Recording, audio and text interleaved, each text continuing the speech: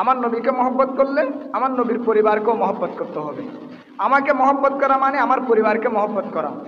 আপনি আমাকে মহব্বত করেন, কিন্তু আমার আব্বাকে মহব্বত করেন না, আমার আম্মাকে মহব্বত করেন না, আমার সন্তানকে মহব্বত করেন না, এটা কি মহব্বতের নমুনা? আমাকে মহব্বত করা মানে আমার পরিবারকে মহব্বত করা। তো পৃথিবীর শ্রেষ্ঠতম পরিবার হলো আল্লাহ রসুল সাল্লাল্লাহু আলাইহি ওয়াসাল্লামের পরিবার, আমার নবীর পরিবার। নবী করিম সাল্লাল্লাহু আলাইহি ওয়াসাল্লামকে ভালোবাসে যেমনিভাবে ইমানের অংশ, আহলে বায়ত রসুল সাল্লাল্লাহু আলাইহি ওয়াসাল্লামকে ভালোবাসাও ইমানের অংশ। বড় করে বলুন সুবহানাল্লাহ। আল্লাহ বলেন, বন্ধু হাবিবুল্লাহ সাল্লাল্লাহু আলাইহি আজরান ইল্লাল মাওয়াদ্দাতা ফিল কুরবা। ও বন্ধু হাবিব, আপনি মক্কার মধ্যে ইসলাম প্রচার করেছেন, মদিনার মধ্যে আপনি ইসলাম প্রচার করেছেন। আপনি যখন ইসলাম প্রচার করতে গিয়েছেন আপনি অনেক নির্যাতনের শিকার হয়েছেন। আপনি যখন নামাজ পড়তে যেতেন আপনার রাস্তার মধ্যে কাটা পুঁতে রাখতো। আপনি যখন সিজদার মধ্যে যেতেন আপনার উপর নারে বুড়ি ছড়িয়ে দিত। আপনি তায়েফের জমিনের মধ্যে গিয়ে আপনার রক্ত জড়িয়েছেন। আপনি উহুদের যুদ্ধের মধ্যে গিয়ে আপনার দন্দন মুবারক শাহাদাত করেছেন।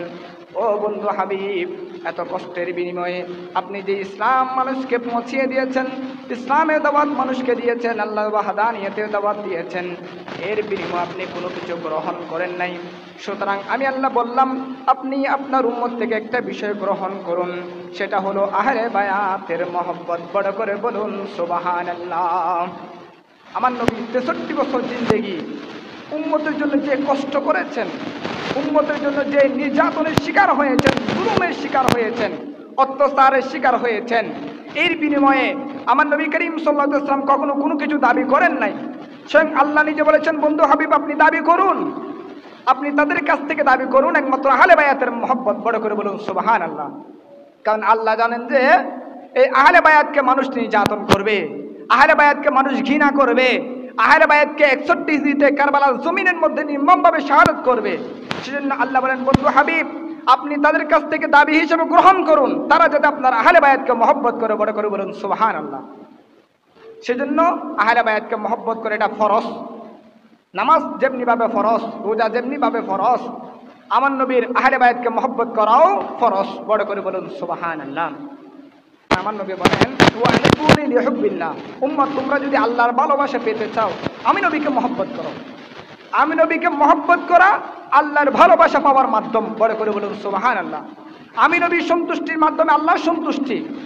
সেজন্য কোরআনে পাকের মধ্যে আল্লাহ বলছেন, কুল আতিউল্লাহ ওয়া আতিউর রাসূল। আল্লাহ বলেন, বান্দারে তোমরা আমার নবীর অনুগত্য করো, স্বয়ং আমি আল্লাহর অনুগত্য হয়ে যাবে। আল্লাহ রসুলকে মানা স্বয়ং আল্লাহকে মানা, আল্লাহ রসুলের মহব্বত অন্তরে জায়গা দেওয়া স্বয়ং আল্লাহকে মহব্বত করা। বড় করে বলুন সুবহানাল্লাহ।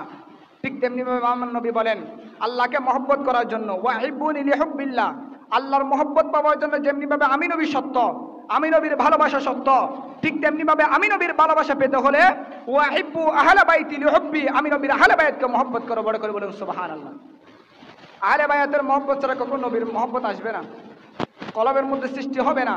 আর নবীর মহব্বত না থাকলে আপনি তো পরিপূর্ণ ইমানদারও না, আপনি বেঈমান। আপনাকে পুনরায় কলমা পড়ে আবার ইমান আনতে হবে। কারণ আমি আগেও বললাম, পৃথিবীর মধ্যে শ্রেষ্ঠতম পরিবার হল আমার নবীর পরিবার। আমার নবীর পরিবার চাইতে উত্তম কোনো পরিবার পৃথিবীর মধ্যে হতে পারে না, সমগ্র কুল কায়নাতের মধ্যে হতে পারে না। নয় আল্লাহ সৃষ্টিও করে নাই, আল্লাহ সৃষ্টিও করেন নাই, যাদের নাম মুবারক শেখ জান্নাত থেকে এসেছে। সম্মানিত হাজরিন, সুতরাং আহলে বায়াতের মহব্বত ঈমানের অংশ।